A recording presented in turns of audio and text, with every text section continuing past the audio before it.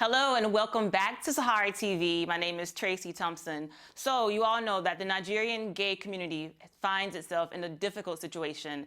President Jonathan has signed into law the Same-Sex Marriage Prohibition Act. The new law bans all LGBT-affiliated clubs or groups and same-sex marriage or relationships, and anyone caught in a homosexual act faces up to 14 years in jail.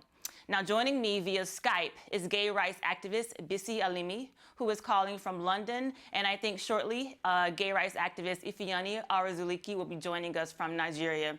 So, Bisi, welcome to Sahara TV. Thank you for joining us. Thank you very much for having me. Thank you, thank you. So, let's get started, and we'll wait for Ifeanyi to join us.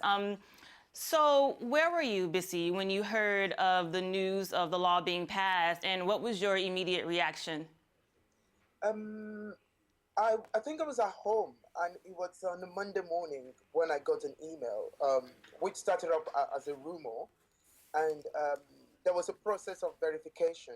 And before we could verify what we saw from a blogger, the international media broke the news via AP, and then from there on, it went global that the president have actually signed the bill.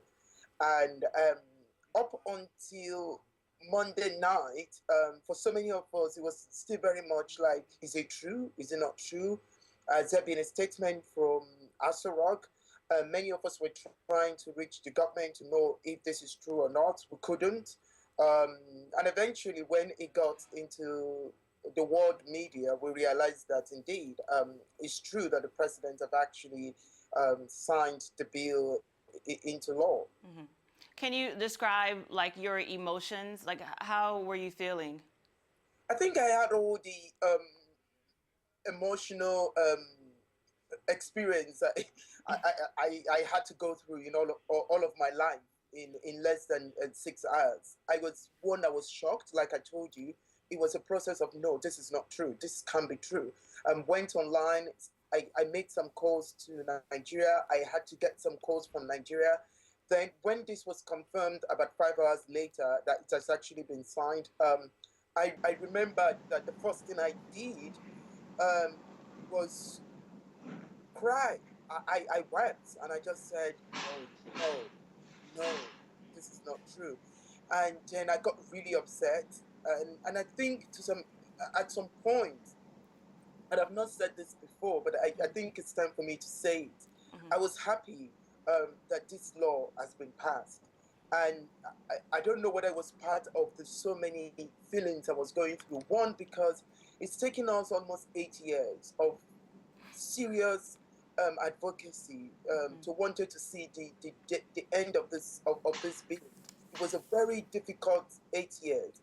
And I felt like the moment the law the bill has been signed into law, I don't need to stop this bill becoming law anymore. It's now law. I think we've gone past that stage in our advocacy, and the next is what do we do now? And I think that's where we find ourselves. But also, I was happy that it's Yes, I can hear you. I know that the first victim of this, the first victim of this law is going to be the politicians themselves. All right, thank you for sharing that. I just got the signal that Ifeanyi has joined us. Hi, Ifeanyi, can you hear me? Ifeanyi, are you there? Hi, Tracy, I can hear you. Hi, great. Thank you so much. I can hear you. Okay, I think there's a little delay, but thank you so much, Ifeanyi. All right. So, Ifeanyi, I just spoke to Bisi, and I asked him to share with us his immediate reaction to the passing of the law when he heard about it. So I would like to ask you if you can describe, what your reaction was to the passing of the law when you first heard about it. When I first heard about it, I was a bit skeptical if it was true or not. But when I confirmed, it was really true, and I wasn't surprised because I knew it was going to come. But this early wasn't what I expected it to be. I see. Can you describe like some of your emotions? Like what were you feeling when you heard about it? What did you go through emotionally? Up until now, I still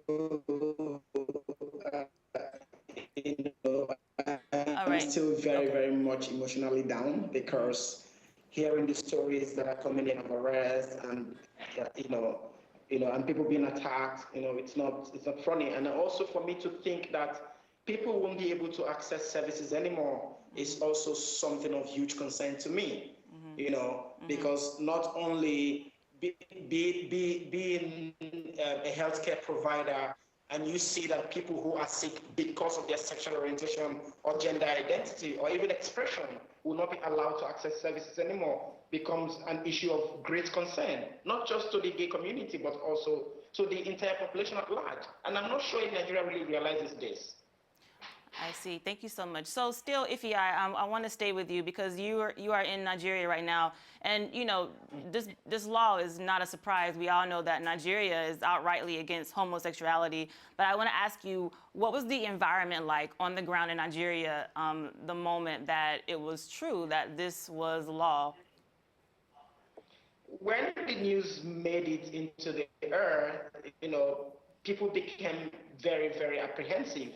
And we started hearing stories of arrest here and there, not only in the north, but also in the east and in the south, even in the north central, and that has become, people are very scared and no one knows what is happening. The president is over 72 hours, the law has been passed, the president has not said anything, no one knows what is happening. People don't even know, okay, how does this really play out? And we are also still seeking clarification. There are section 4 and 5 of the law, which talks about aiding and abetting, talks about support, in clear terms. Does that mean, talks about organizations that provide services, talks about association.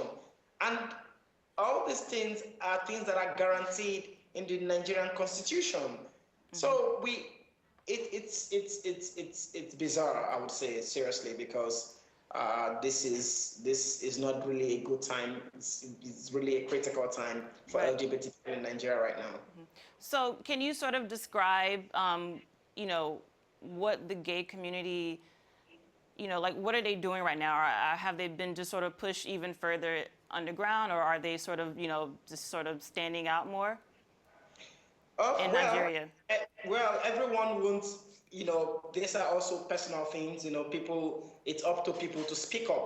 But I would say to you that the ones who can speak up have been really speaking up. We've been speaking up and strategizing and, making contact and trying to see how we can move forward from where we are. And then a lot of people have gone underground.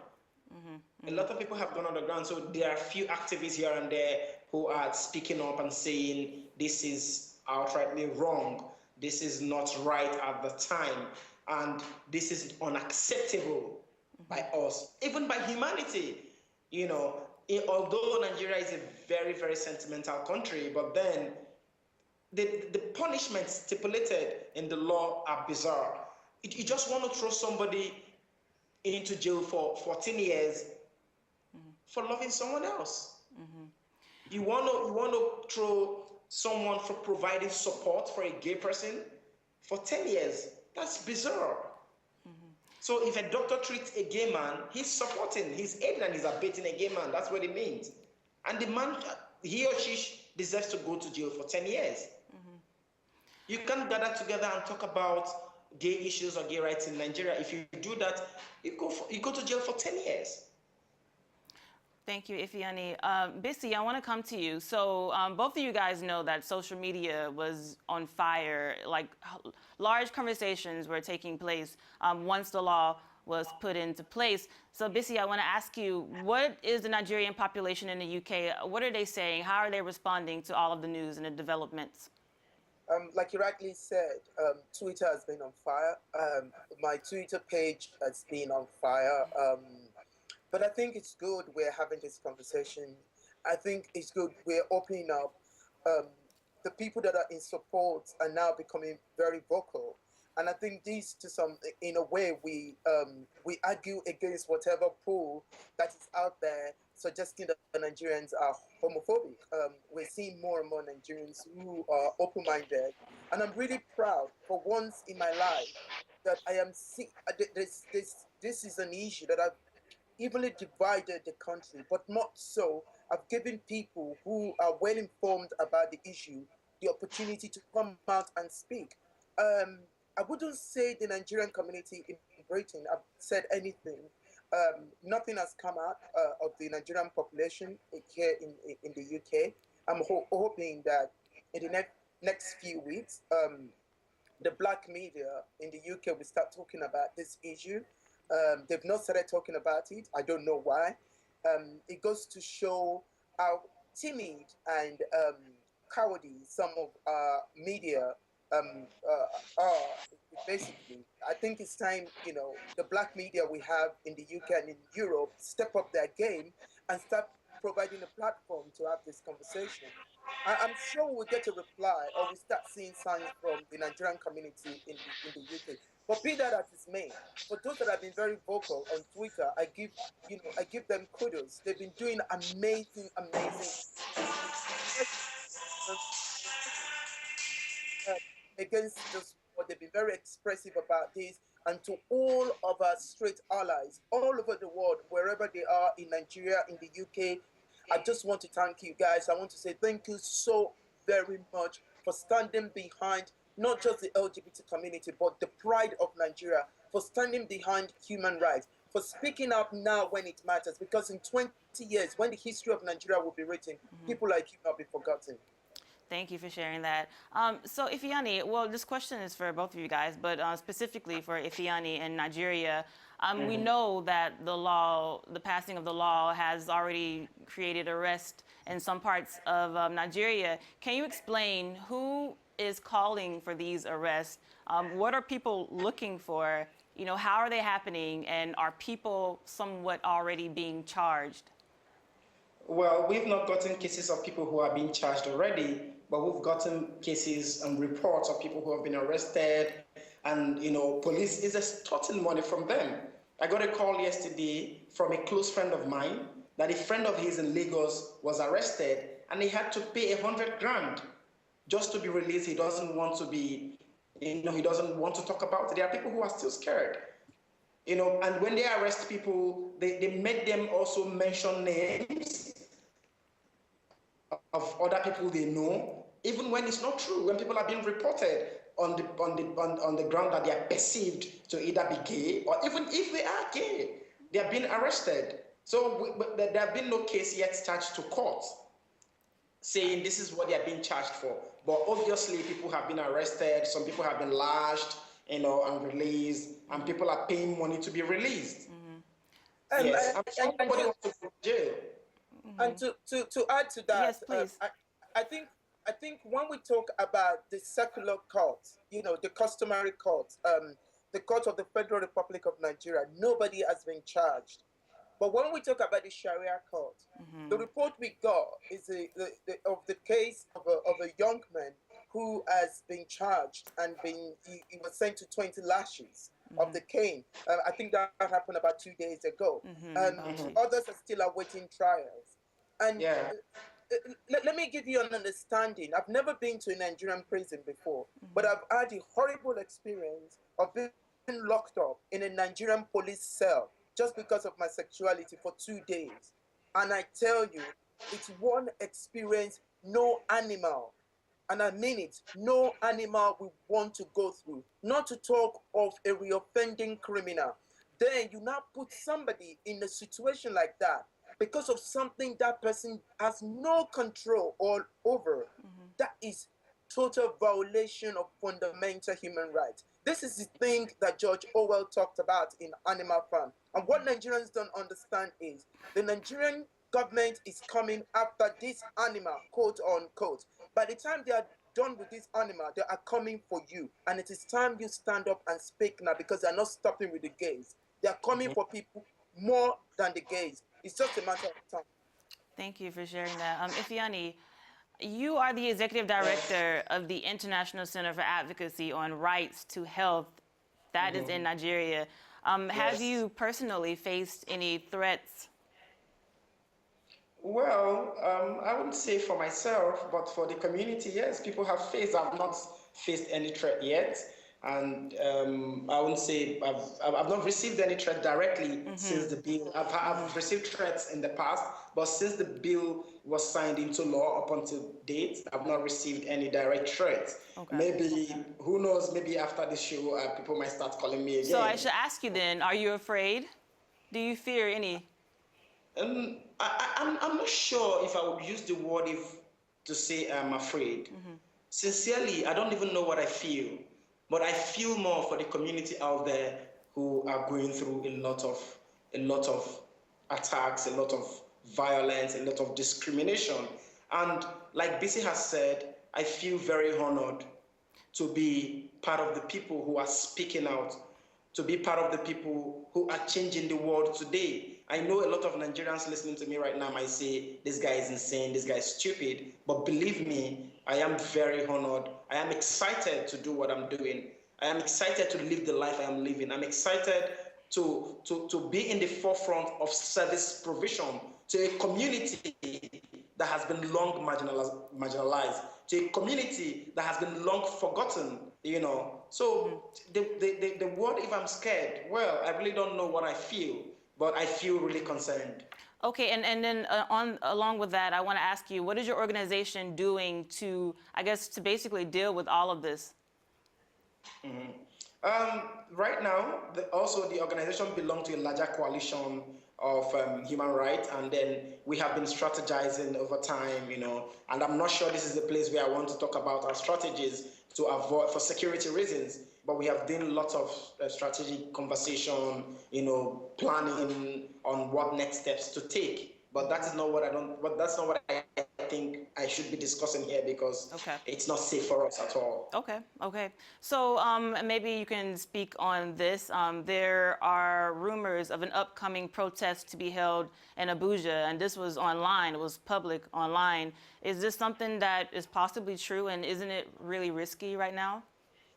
Well, I would say I really do not know about it. I also have read the article this afternoon, and I've gotten calls here and there for clarifications, which I've also said I do not know. My human rights program officer has also called me to ask, do you know this group? You know, I don't know who they are. But if that is the way they feel they want to express their concern, well, who am I to stop them?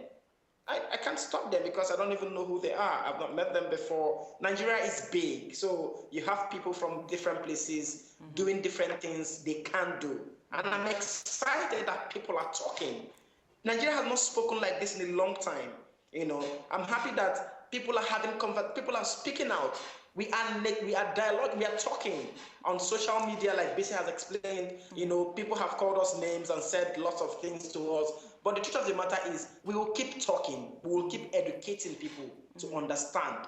You know, I heard the senator who sponsored the bill say all the things he said, and what a shame and what a pity, sincerely.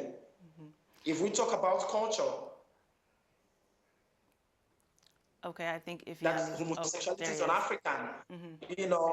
You know, I'm surprised to hear him say homosexuality is un-African, and I'm happy to hear the question: what is African? And I'm going to get to that question. Actually, is the English language? Ifeanyi, I'm sorry. I'm going to get to that question. I was just told that we have just a short time left, and I want to ask you guys both some other questions. And let me get to it. So, Bisi, if you can jump in, what now? The law has been passed. It's there. It's happening. What next? Like, what is the gay community in Nigeria going to do? Yeah, well, like Ifeanyi said, we're going through a process of analyzing the situation. We're documenting arrests. We are getting information on abuse, on attacks, and we're putting these things together. But also, we're having conversations with ourselves. And part of our strategy, which is visible to everybody, is highlighting the danger of this law, not just to the whole world, but to as many Nigerians as possible. And we are hoping that with time there will be, like, you know, the claimed protests that they're talking about in Abuja. We're looking forward to a time where ordinary Nigerians will get on the street of Lagos, on the street of Abuja, and demand from the lawmakers that our problem, it's not the gays. Our problem is the corrupt Nigerian politicians who are feeding fat on the commonwealth of the people of Nigeria. Nigerians demand good governance, they demand good health, they demand good electricity. Nigerians are not asking to kill the gays. This is a political maneuvering by the rich, by the extremely corrupt little few in Nigeria who want to hold on to power and distract Nigerians from their reality. And we will not let it go. Thank you, Bisi. Ifeanyi, same for you. What's the solution now? What is the gay community going to do? I mean, to exist in Nigeria? Well, BC has actually said it all. We are documenting lots of things that are happening right now: arrests, abuses, discrimination, attacks, any information we can lay our hands on at the moment. And also, we are having conversations within ourselves, both Nigerians and people in the diaspora, talking on this issue and way forward, and what to do next, what should be our next line of action to ensure that people are protected, to ensure that people are safe, because this is really an issue of concern to a lot of us. This has really cost some of us sleepless nights. I am not sure, since we heard about this news, if I've had up to 3 hours of sleep in a day. I'm in and out working, and we are having serious conversations because it's a huge threat, and it is not an easy fight ahead for us. Thank you for that. So for both of you guys, I know that you guys are involved. How is this affecting the political environment in Nigeria? Do you guys think that this is a political distraction that may rise up in the campaign issue during the 2015 elections? Well, if I'm allowed to say, the bill itself, the law itself, has a lot of connotations. And if we say politically, we might not be wrong, because we can say what this is all about. Sincerely, anything is possible, because also the law is giving room for a lot of extortion, blackmail. So you can't even explain. You can't even pinpoint it and say this is what this law exactly is for.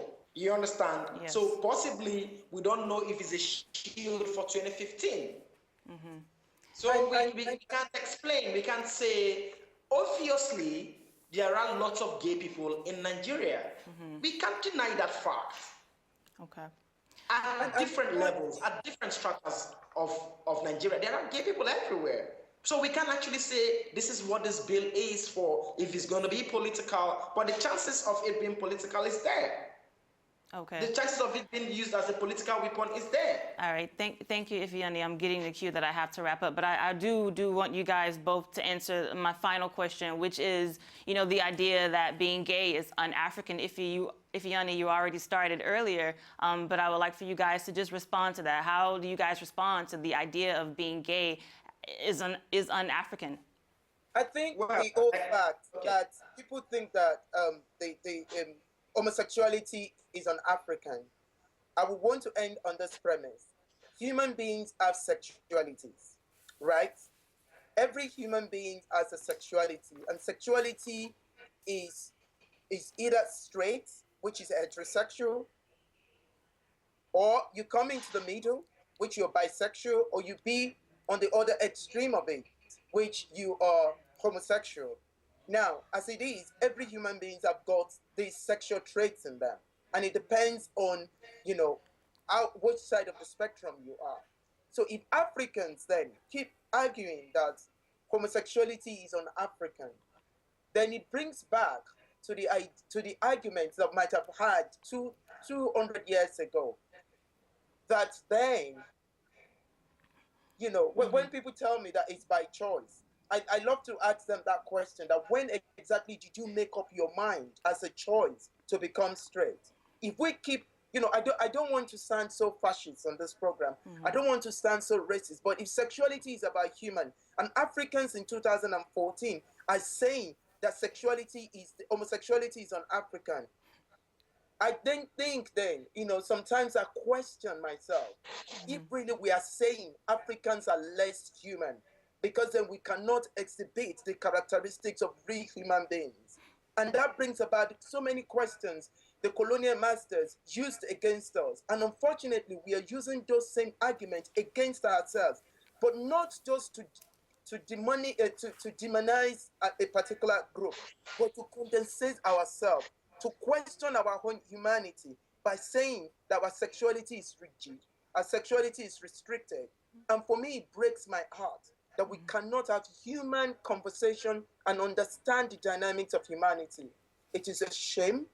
And I want to end by saying this, there was never a time in the history of Nigerian LGBT people where we have asked for marriage. We never asked for marriage. This is a political bill put in place by the politicians to stop their opponents from doing good for Nigeria. And time will tell. All right, thank you so much for that. Ifeanyi, I'm so sorry, I'm getting the cue. I would love for you to answer that in our next interview with you guys, but I have the cue to wrap up now. So I want to thank you guys so much for coming on to Sahara TV, and we hope that you guys will join us again to discuss all of what's happening around this bill, this new law.